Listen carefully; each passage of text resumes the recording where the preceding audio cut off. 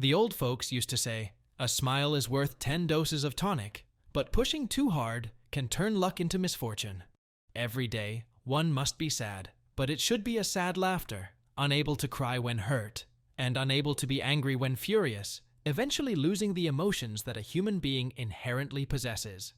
However, laugh or die, which one to choose? The answer will be in this horror manga by the author Katsumata Hiroki. Follow Entada Horror to stay updated with the latest chapters of this manga. Today is a joyous day for the whole apartment building, as everyone is celebrating the landlord's birthday. However, this atmosphere, combined with the expressions of the people here, is somewhat unreasonable. Kitase is a middle-aged man, looking disheveled as he holds a birthday cake, while another man has to pat his shoulder and remind him, "You're in charge of the cake." Then he directs others in a hurry. "Is the paella dish ready? Is everyone's gift ready? We need to be quick." Suddenly, the door of the room slowly opens amid the stiff faces and the awkward smiles. Everyone rushes over and lines up in front of the door, leaving Kitase sulking in the corner. As the door fully opens, only the back of a person's head, wearing a worn-out paper crown, is seen. Everyone shouts in unison, "Happy birthday!"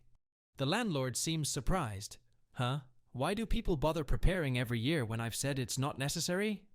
With a seemingly familiar air, the old man instructs, "This is the most important day of the year." After saying this, everyone continues to force smiles and nervously sweat on their foreheads, praying for Kitase. "Smile, Kitase. We have to smile."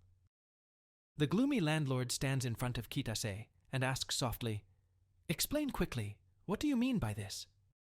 Under the reminders and threats, Kitase lets go of the cake, which falls to the ground, and blurts out, "That's enough. What's there to smile about? I'm too tired of all this." The landlord's two half-closed eyes stare at the cake on the ground, and then at Kitase. Then he breaks into a radiant smile, brighter than the sun, saying, "Then, just die." The scene shifts to a family moving to a new house, and at this moment, the wife is rummaging through her bag, but still can't find what she's looking for. She clearly says, "I'm sure it's around here somewhere." But their son finds it somewhere else, asking, "Sister, did you forget something?" With no response until their mother pats his shoulder, reminding, "Hey, Mana, we're almost there." Then she reacts, realizing she had her earphones on and hadn't heard anything. Or perhaps she heard, but was too lazy to reply.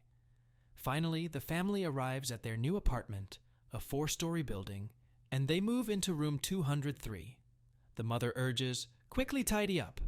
Suddenly, the doorbell rings. Knowing they're new, there's only one person, Yasuko, a friend of Shirotani Jun, or the mother upstairs. The two exchange greetings, and Jun expresses her satisfaction with the new house, so Yasuko suggests, "I'll take you to some of the best shops around here." Meanwhile, Koji, the husband, is taking their son, Duito, to the park.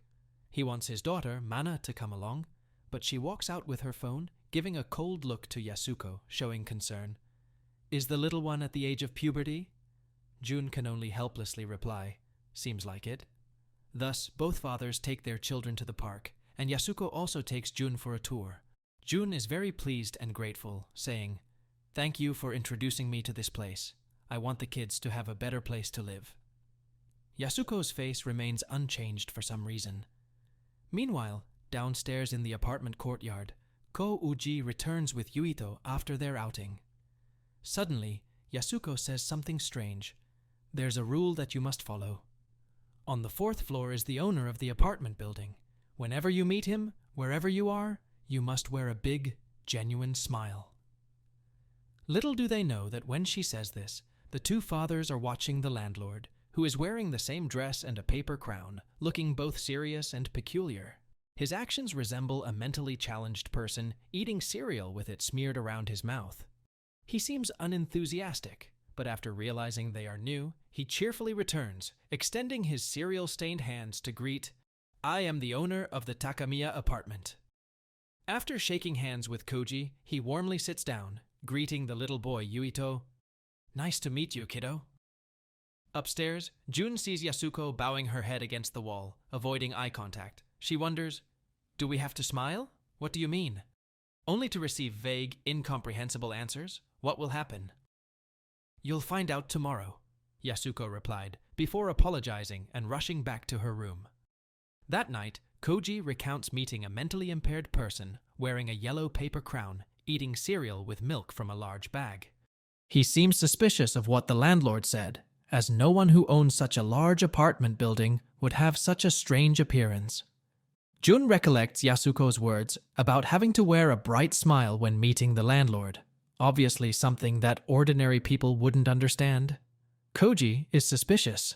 What on earth is this? What if we don't do that? Both of them couldn't understand anything, but they feel that a frightening truth is about to be revealed the next day. At 2 minutes past midnight, in room 303, the bathroom light is still on. It turns out to be the room of a man named Kitase. In the cold bathtub, Kitase shivers as he holds a knife to his wrist, his other hand trembling. He tries to cut his wrist but can't. He then screams as he steps out of the bathtub. Ha ha ha!